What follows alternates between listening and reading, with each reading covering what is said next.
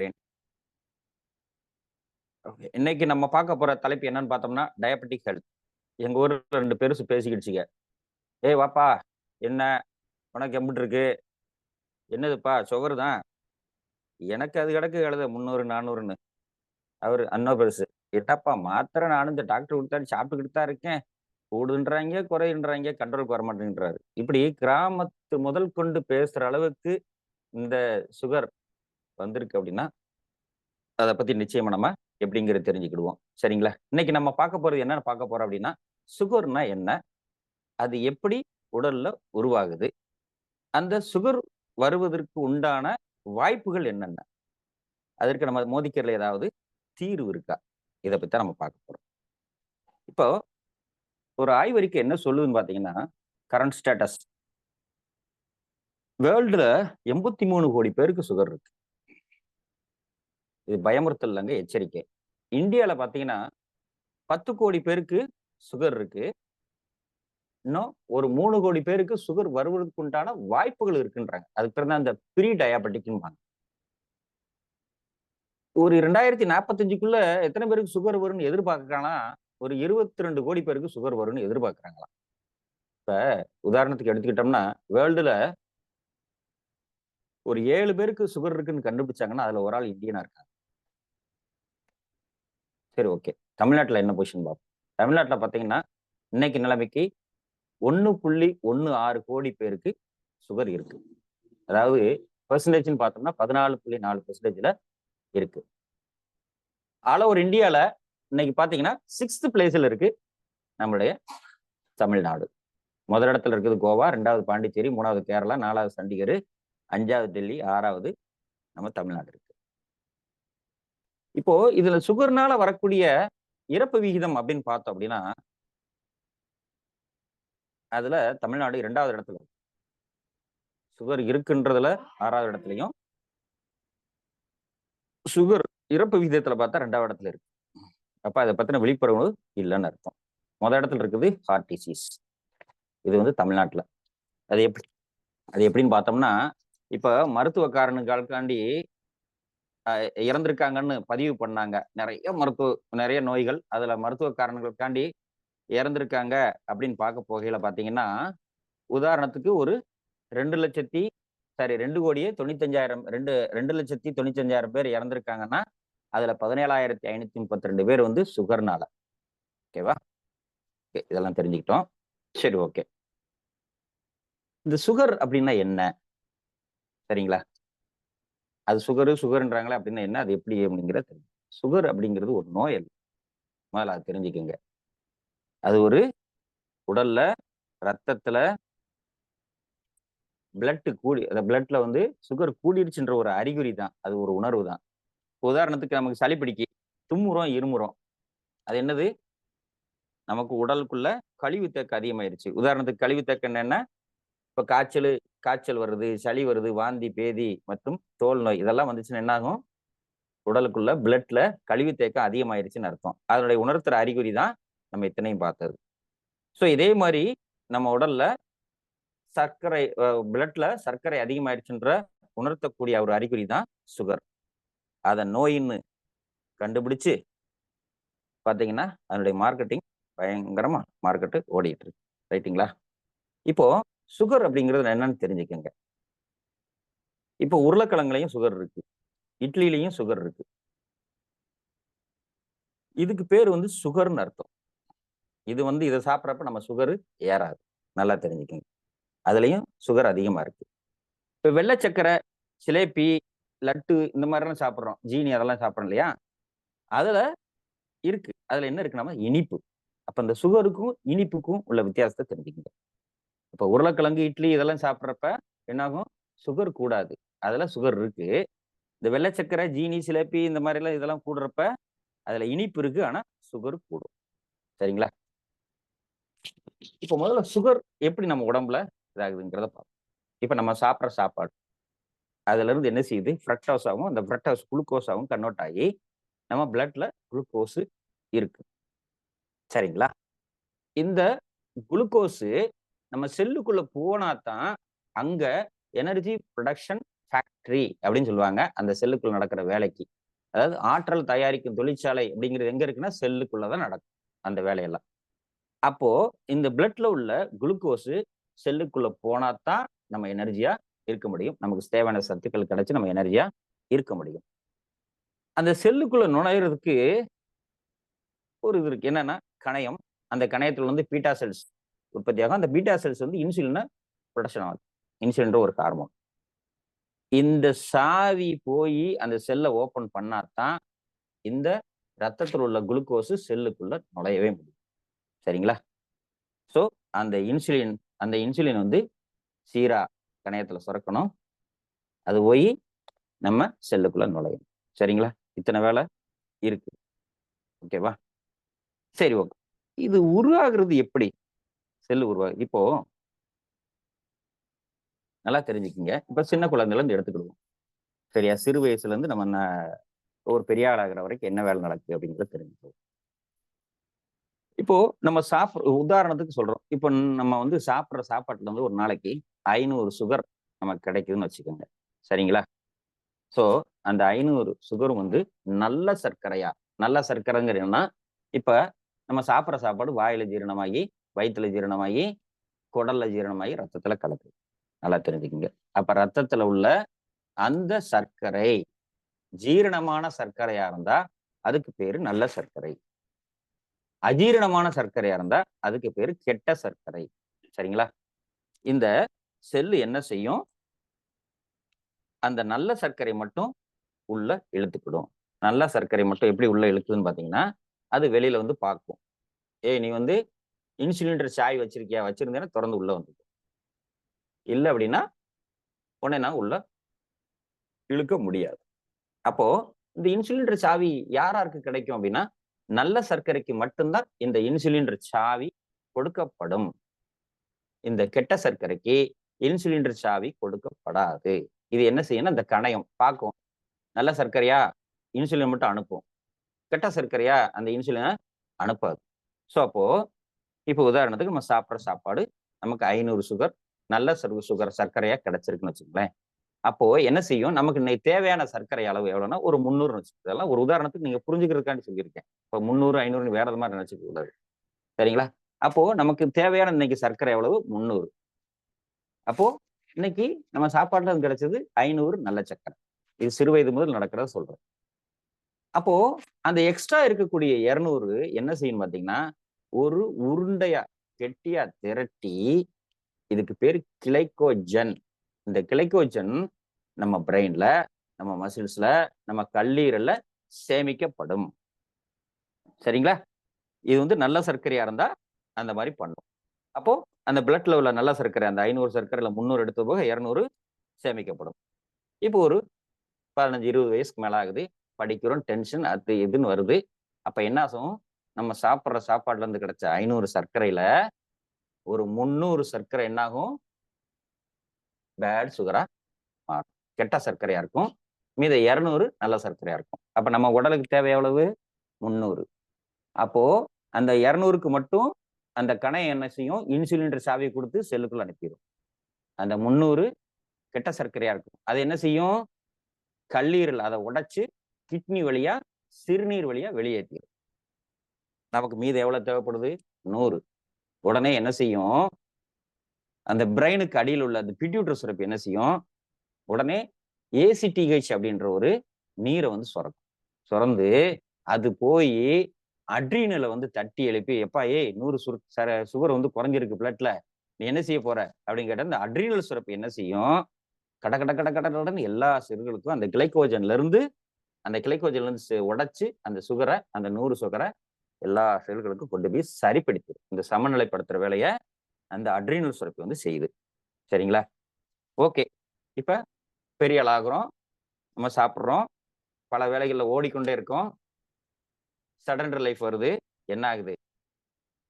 அந்த நம்ம சாப்பிடுற சாப்பாடுல எல்லா சர்க்கரையும் அந்த 500 சர்க்கரையும் என்ன ஆகுது? பேட் சுகரா மாறும். கெட்ட சர்க்கரையா மாறுது. அந்த 500ம் அப்படியே எங்க போகுது? கல்லீரல் உடைச்சு கிட்னி வழியா, சிறுநீர் வழியா வெளியில போயிருது. அப்ப இன்னைக்கு தேவைக்கு 300 என்ன செய்ய? உடனே என்ன செய்யும்? அந்த 300 இருக்க குளைக்கோஜனை எடுத்து அது அந்த நம்ம ஏற்கனவே சொன்ன ப்ராசஸ் படி நடந்துடும். சரிங்களா? இப்போ இருக்க இருக்க கிளைகோஜன் என்ன ஆகும்? வயசாக வயசாக அந்த கிளைகோஜன் குறைஞ்சிக்கிட்டே போகும். அப்ப என்ன ஆகும்? நம்ம சாப்பிட்ற சாப்பாட்டுல இருந்து அதிகமான பேட் சுகர் இருக்கும். சாப்பாடு அப்படியே பேட் சுகரா தான் இருக்கும். அது அப்படியே சிறுநீர் வழியா செல்லு வந்து உள்ள செல்லுக்குள்ள போகாது. ஏன் அப்படின்னா இந்த கணையம் என்ன செய்யும்? இன்சுலின்ற சாவியை கெட்ட சர்க்கைக்கு கொடுக்காதுன்னு பார்த்தோம். அந்த அப்படியே வெளியில போயிடும். அடுத்து கிளைக்கோஜனை தேடும், கிளைக்கோஜன் காலியாகிடும். அப்பொழுதுதான் ஒரு மனிதனுக்கு சுகர் அப்படிங்கிறது ஏற்படுகிறது. சரிங்களா? ஓகே. இப்போ இந்த மாதிரி சுகர் வருதுங்கிறத நம்ம பார்த்தோம். ரைட்டா? அப்போ என்ன செய்வோம்? சுகர் அப்படின்ன உடனே நம்ம சில சுகருக்குன்னு சில அறிகுறி இருக்கும். அதிக தாகம், அதிக பசி, உடல் உழைப்பு இந்த மாதிரி வந்த உடனே நம்ம என்ன செய்வோம்? டாக்டரை தேடி ஓடுவோம். ஒரே ஓட்டமா ஓடணும்னா அவர் வாங்க வாங்க அவங்க உங்களுக்காக தான் காத்திருந்தேன்ற மாதிரி செக் பண்ணிட்டு மாத்திரைகளை தருவார். சரிங்களா? என்ன மாத்திரைகளை தருவாரு? கிளைகோமன் GP1, அதாவது மெட்ஃபார்மின் ஹைட்ரோகுளோரைடு கிளிம்பிரைடு இப்படிங்கிறத அதிகமா தர்றாங்க. சரிங்களா? ஸோ இந்த மாத்திரைகள்லாம் நம்ம எடுத்த உடனே இந்த மாத்திரை உள்ள என்ன வேலை செய்யும் தெரியுமா? அலோபதி மாத்திரை உள்ள போய் நம்ம சாப்பிட்ற சாப்பாடு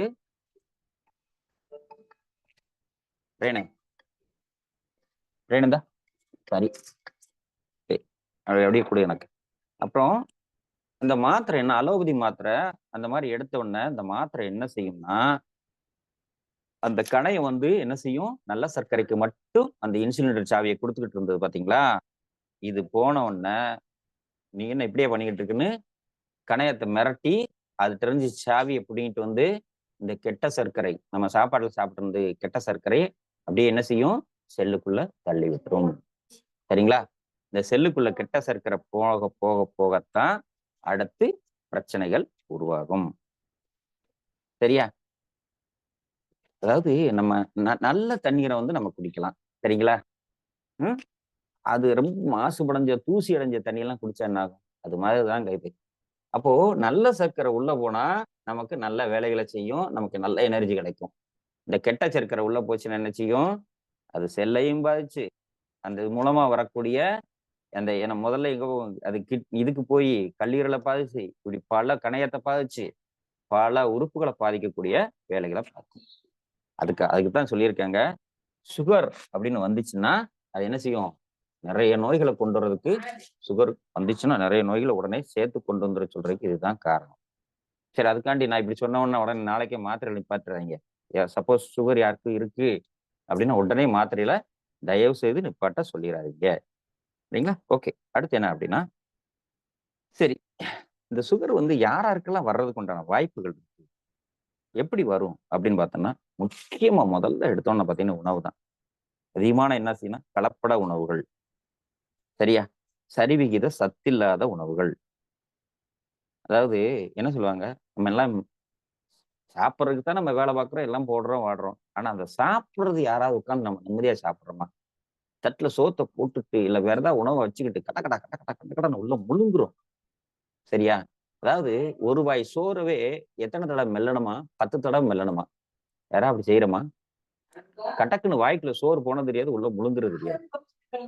வாயில பல்லு இருக்கு. அந்த பல்லுங்கிற எதுக்காண்டி கொடுத்துருக்குன்னா அந்த உணவை நல்லா கடிச்சு கூழாக்கி குடிக்கிறதுக்கு தான். அதான் என்ன சொல்லியிருக்காங்க? உணவை குடி, நீரை கடி. வாய்க்குள்ள தண்ணி ஊத்தணும்னா அதை மென்னு முழுங்கணுமா? நீரை என்ன செய்யணும்? கூழாக்கி குடிக்கணுமா? இதை யாராவது செய்யறோமா? அப்படி யாருமே செய்யறது இல்லை. அப்படி செஞ்சாதான் அது நல்ல சர்க்கரை முழுசாக கிடைக்கும்ன்றாங்க. சரிங்களா? சத்தான சாப்பாடு இருந்தா நமக்கு நல்ல சர்க்கரை முழுசா கிடைக்கும்ன்றாங்க. ஓகேவா? அடுத்து பாத்தீங்கன்னா நேரம் தவறி சாப்பிடுறது. யாரும் டயத்துக்கு சாப்பிடுறதுங்கிறது கேள்விக்குறிதான். ஏதாவது 1,00,000 பேர்ல ஒரு ஆள் இருக்கலாம். 1000ல் ஒருவன் மாதிரி 1,00,000ல் ஒருவன் அந்த மாதிரி இருக்கலாம். இவங்கதான் கரெக்ட் டயத்துக்கு சாப்பிடுவாங்க. சரிங்களா? ஆனா அதிகம் பேர் என்ன செய்யறாங்க? காலை டைம் என்ன? பிரேக்ஃபாஸ்ட் டைம் என்ன? 8 மணி. மதியம் லஞ்ச் டைம் என்ன? 1 to 2. ஈவினிங் 7 மணி. அதுக்குள்ளேயே சாப்பிட்றது நல்லது. இவங்கெல்லாம் பாத்தீங்கன்னா கரெக்டா அந்த டயத்துல சாப்பிடணும். 1. 2வது பாத்தீங்கன்னா பசிச்சு சாப்பிடணும். ரைட். அடுத்து பாத்தீங்கன்னா எங்க பார்த்தாலும் ஃபாஸ்ட் ஃபுட் கடை, பீஸா, பர்கரு, ஃப்ரைட் ரைஸ், அது இது சிக்கன் ஃப்ரைட் ரைஸ் பொதுவா சொல்லுவாங்க. அது போக ஹார்டு ஃபுட்டு, பரோட்டா. பொதுவா மதியம் 3 மணிக்கு மேலேயே ஹார்டு ஃபுட் எதையும் சாப்பிடணும். ஹார்டு ஃபுட் அப்படிங்கிறதுன்னா எளிதில் செரிக்கக்கூடிய உணவு வந்து லைட் ஃபுட்டு, செரிக்காத உணவு வந்து ஹார்டு ஃபுட்டும்பாங்க. நம்ம எல்லாமே பாத்தீங்கன்னா 6 மணிக்கு மேலதான் புரோட்டாவே போட ஆரம்பிக்கிறாங்க, ஃப்ரைட் ரைஸ் போட ஆரம்பிக்கிறாங்க, பானிபூரி, மசாலா பூரி, அந்த பூரி இந்த பூரின்னு செரிக்காத உணவுகள். அது போக பாத்தீங்கன்னா ப்ரெசர்வேட்டிவ், அது அதாவது என்ன சொல்றது, அந்த ஒரு இதை வந்து பாதுகாக்கிறதுக்கு, அதை கெடாம பாதுகாக்கிறதுக்கு நிறைய கெமிக்கல் ப்ரெசர்வேட்டிவ் நிறைய சேர்க்கிறாங்க, கலரிங் சேர்க்கிறாங்க. இந்த மாதிரி இதெல்லாம் நிறைய பார்த்துட்டோம். சப்போஸ் இப்ப ஜூம்ல உள்ள ஒரு 10 பேராதுக்கு இது புதிதா உள்ள ஆளுகள் இருக்காமல, அதுக்கானது இதெல்லாம் சொல்றோம். உடற்பயிற்சி நம்ம யாரும் எதுவுமே உடற்பயிற்சி செய்யறது இல்லை. ஏன் அப்படின்னா காலைல எழுந்திரிச்சு வேலை கிளம்புறதே பெரிய கஷ்டமா இருக்கு. இவங்க வேற 6:20க்கு மீட்டிங்ன்றாங்க, அதை வேற நம்ம உட்காந்து அதுக்கு காலகாலத்துல எந்திக்க வந்துடும். இது வேற அப்படி வேற நடக்குது நிறைய. சரிங்களா? உடற்பயிற்சியின்மை. ஒரு நாளைக்கு எவ்வளவு நேரம் உடற்பயிற்சி சொல்றாங்க? ஒரு 30 to 45 நிமிஷம் எக்ஸசைஸ் பண்ணணுமா? யாரா பண்ணுமா? கொஞ்சம் யோசிச்சு பாத்துங்க. ஒரு நாளைக்கு ஒரு 10,000 வாக் பண்ணணுமா? அது காலை நேரம் சாயந்தரம் எப்படின்னா சரி, ஒரு நாளைக்கு 10,000 வாக் பண்ணணும். எங்க பார்த்த எங்க இப்ப நடக்கிற எல்லாமே செடண்டரி லைஃப் தாங்க. யாரும் வந்து அதிகம் பேர் வந்து உட்கார்ந்த நிலையில் உள்ள வேலையத்தை ஒர்க்கு தான் நிறைய பண்றாங்க. சரிங்களா? சோ உட்கார்ந்த நிலையில் உள்ளவங்களுக்கு அதிகமான உடல் பருமன் அதனால வரக்கூடியது, கெட்ட கொழுப்பு உள்ளவங்க, உடல் பருமன் அதுவும் ஒரு முக்கிய காரணம், மன அழுத்தம், துக்கம், கவலை, பயம், சோகம், கோபம், இது எல்லாமே சுகர் வரதுக்கு உண்டானது. அதே மாதிரி உயர் ரத்த அழுத்தம். இந்த உயர் அழுத்தத்தும் சுகர் பேஷண்ட்ஸ் பார்த்தீங்கன்னா ரொம்ப நெருங்கிய நண்பர்களா இருப்பாங்க. இந்த சுகரும் அந்த பிபியும். சுகர் வந்தா பிபி வந்துடும், பிபி வந்தா சுகர் வந்துடும். ஓகேவா? அடுத்து பாத்தீங்கன்னா தூக்கமின்மை. இந்த தூக்கமின்மையினாலதான் பாத்தீங்கன்னா அஜீரண கோளாறு அதிகமா ஏற்படுறதுக்கான காரணங்கள். இது போக பாத்தீங்கன்னா நம்மளோட ஆயிலி ஃபுட்டு. சரிங்களா? ஆயிலி ஃபுட்டு நிறைய எடுக்கிறாங்க. சிவகாசியில எல்லாம் பாத்தீங்கன்னா எல்லா கடைகள்லையும் கூட்டம். என்ன அப்படின்னு பாத்தீங்கன்னா வடை பொறிச்சு போட்டுக்கிட்டு இருப்பாங்க. இவங்க வாங்கி சாம்பார் சட்னி வச்சு உள்ள தள்ளிக்கிட்டே இருப்பாங்க. இது போக ரிஃபைன்ட் ஆயில், பாம் ஆயில், இந்த மாதிரி இதுகளும் யூஸ் பண்றப்ப நமக்கு வந்து அந்த டிரான்ஸ் ஃபேட் மூலமா நமக்கு வந்து சுகர் வர்றதுக்கு வாய்ப்புகள் அதிகமா இருக்கு. சரிங்களா? ஸோ இந்த மாதிரிலாம் இது பண்றப்ப நமக்கு சுகருக்கு உண்டான வாய்ப்பு அதிகமா இருக்குன்னு பார்த்தோம். ரைட்டுங்களா? சரி, ஓகே. இதுக்கு ஏதாவது நம்ம அதுல தீர்வு இருக்கா அப்படின்னு பார்த்தோம்னா இருக்குங்க, கண்டிப்பா இருக்கு. சரிங்களா? எந்த மாதிரி தீர்வு பார்த்தீங்கன்னா நம்ம சூப்பரா கொடுத்துருக்காங்க. குளுக்கோ ஹெல்த்தும் நமக்கு கரீலா ஜாமுன் ஜூஸ் அப்படிங்கிறது நமக்கு கொடுத்துருக்குறாங்க. நாம இப்ப அதை பத்தி பார்ப்போம். சரிங்களா?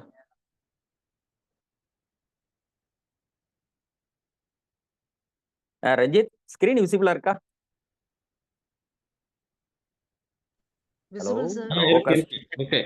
Okay, thank you. அதான் இப்ப நம்ம எல்லாமே இந்த பார்த்ததை தான். ஹலோ, கரெக்டா இருக்குங்க. Okay, thank you. சரியா? நம்ம இந்த what is blood sugar, what is insulin and இதனுடைய ரோல் என்ன அப்படிங்கிறத இன்ன வரைக்கும் பேசினது தான் இதுல எல்லாமே கொடுத்துருக்குறேன். ரைட்டா? ஓகே. Gluco health. இந்த குளுக்கோ ஹெல்த் பார்த்தீங்கன்னா ரொம்ப அருமையான ஒரு வந்து நமக்கு கொடுத்துருக்காங்க. இன்னைக்கு மோதிகேர் கம்பெனி எப்படி ஆளுகளை தான் வச்சிருக்காங்கன்னே தெரியலங்க. ஒரு சுகர்னா அதுக்கு என்னென்னலாம் நமக்கு கொடுக்கணும் அப்படிங்கிறத அவ்வளவு சூப்பரா அவங்க கொடுத்துருக்காங்க.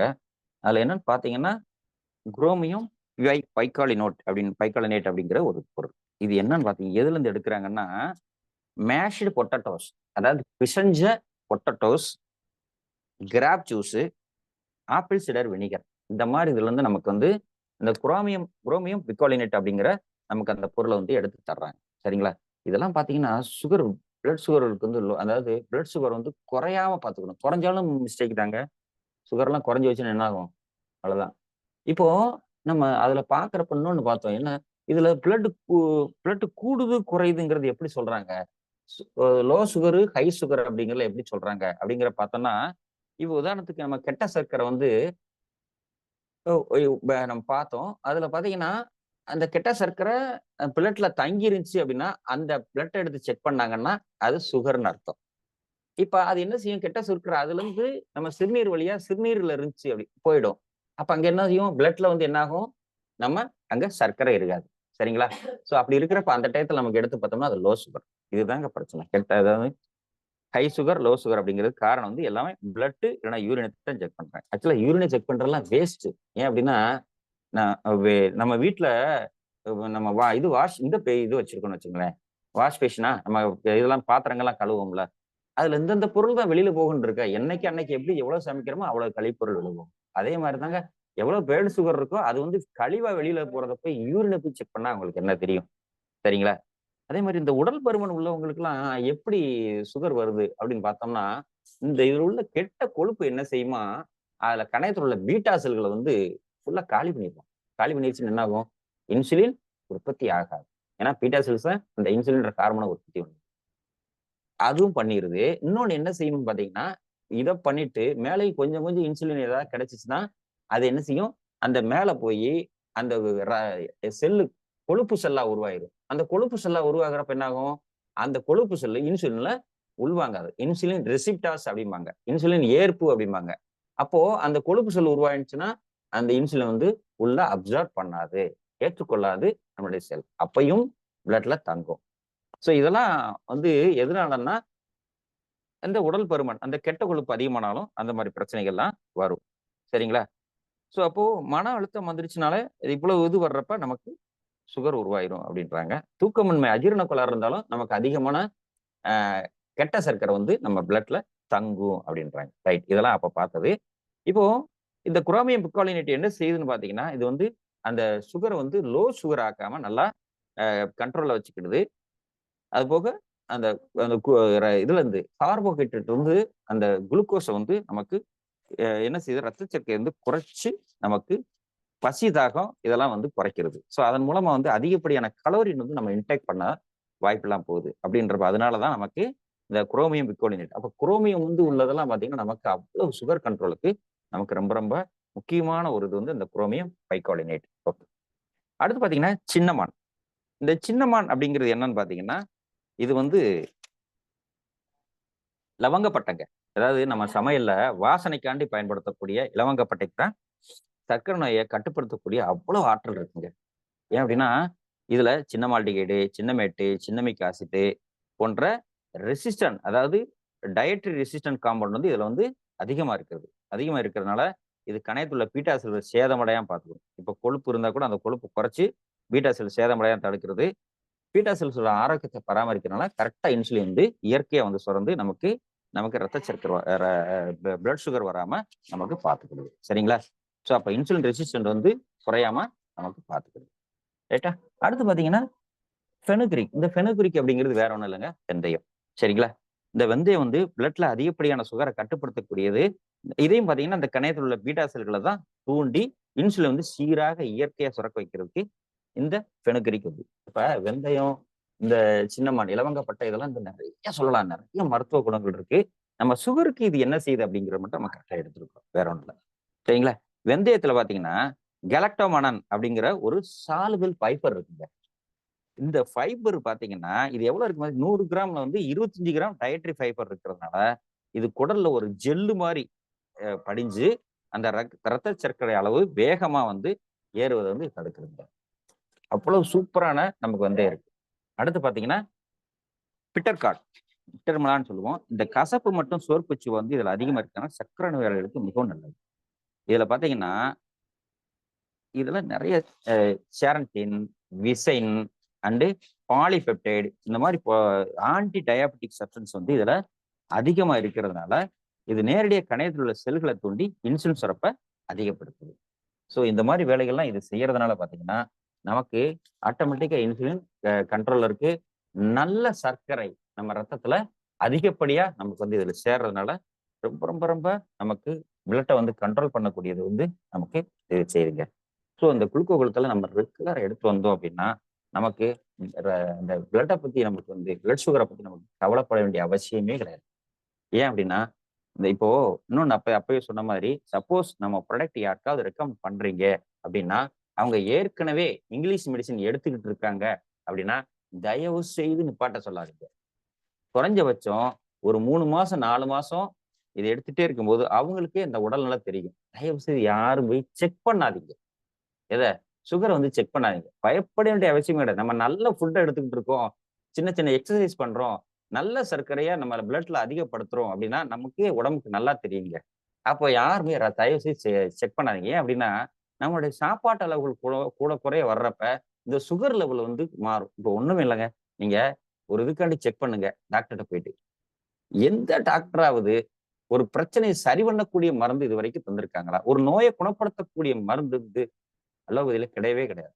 எந்த டாக்டரும் சொல்லல. இப்போ நமக்கு வந்து ஒரு ஒரு காயம் ஏற்பட்டுருது. மருந்து போடுறோம்.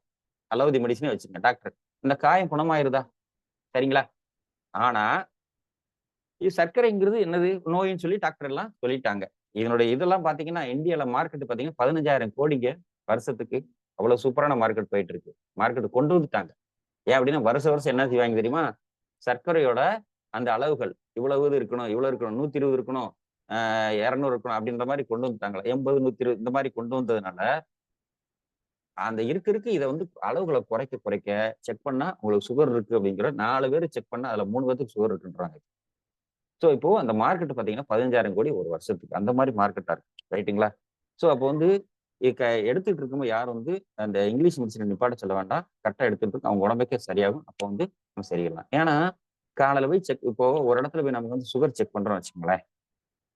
ஒரு நாளைக்கு ஒரு 4 இடத்துல செக் பண்ணுங்க. 4 இடத்துலயும் ஒரு 1/2 மணி நேரத்துக்குள்ள. 4 இடத்துலயும் அந்த சுகர்கள் வேற, வேற, வேற, வேறமா இருக்கும். ஏன் அப்டின்னா, நம்ம உடல்ல வந்து அந்த மெட்டபாலிசம் மாறுறப்ப, அடிக்கடி அந்த மாரி சேஞ்சஸ் உள்ள வந்து உடல் மாற்றங்கள் நடந்துகிட்டே இருக்கும். ஏன் அப்டின்னா, ஒரு பிரச்சனைய வந்து நம்ம உடலே சரி பண்ணணும். நம்ம சரி பண்றதுக்கு விடாம, நம்ம எதையாவது போட்டு அத போட்டு கெடுக்கிறதுனால தான் அதுக்கே கன்ஃப்யூஸ் ஆகி இதாயிரும். அப்படின்றப்போ ஒரு 1/2 மணி நேரத்துக்குள்ள ஒரு 4 இடத்துல செக் பண்ணுங்க. உங்களுடைய சுகர் லெவல் எல்லாமே மாறி, மாறி காணும். சரிங்களா? ஸோ இந்த மாரி நம்மளுடைய ப்ராடக்ட்ட ரெகுலரா எடுங்க. சப்போஸ் யாருக்காவது சுகர் இருந்தாலும் பயப்படாதீங்க. நம்ம இப்ப எடுங்க.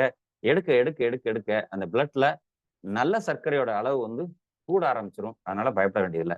அதுக்கப்புறம் ஒரு கட்டத்துல நம்ம வந்து இங்கிலீஷ் மெடிசின் எடுத்துக்கிட்டு இருக்கோம். அப்படியே வந்து நம்ம குறைச்சிடலாம். அப்படியே ஒரு கட்டத்துல விட்டுறலாம். ஆனா இப்ப எடுக்கும்போதே வந்து அப்படி இது பண்ணக்கூடாது. ஏன் அப்படின்னா, நல்லா தூங்குங்க. நல்ல சந்தோஷமான மனநிலையில வச்சுக்கங்க. நல்லத சாப்பிடுங்க. நல்லா சாப்பிடாட்டிலும் நல்லத சாப்பிடுங்க. சத்தான உணவுகள எடுங்க. அதுல அதிகமான fibre, protein, vitamin, mineral, carbohydrate இந்த மாரிலாம் இருக்கான்னு பாத்துங்க. ஏன் அப்படின்னா, நம்ம உடலுக்கு சுகர்ங்கிறது ரொம்ப முக்கியங்க. கண்டிப்பா. ஏன்னா சுகர் இருந்தா தான் ஒரு ஒரு மனுஷனுக்கு எனர்ஜி நல்லா இருக்கும். ஏன் அப்படின்னா, பெருசா நம்ம அப்படிலாம் சொல்றோம்ல, சுகர் கூடிருச்சு, சுகர் கூடிருச்சுன்னு. ஏதாவது உடம்பு முடியாம போனோம்னா டாக்டர் என்னங்க செய்றாரு முதல்ல? குளுக்கோஸ் 10 பாட்டுல குளுக்கோஸ் தாங்க ஏத்துறாங்க. அதுலயே நமக்கு தெரிய வேண்டாமா? சரிங்களா? அப்ப உடல்ல வந்து சர்க்கரை அப்படிங்கிறது கண்டிப்பா வேணும். அது நல்ல சர்க்கரையா இருக்கணும். நல்ல சர்க்கரையா இருக்கிறதுக்கு இந்த மாரி ஒரு சிலதெல்லாம் எடுத்துக்கங்க.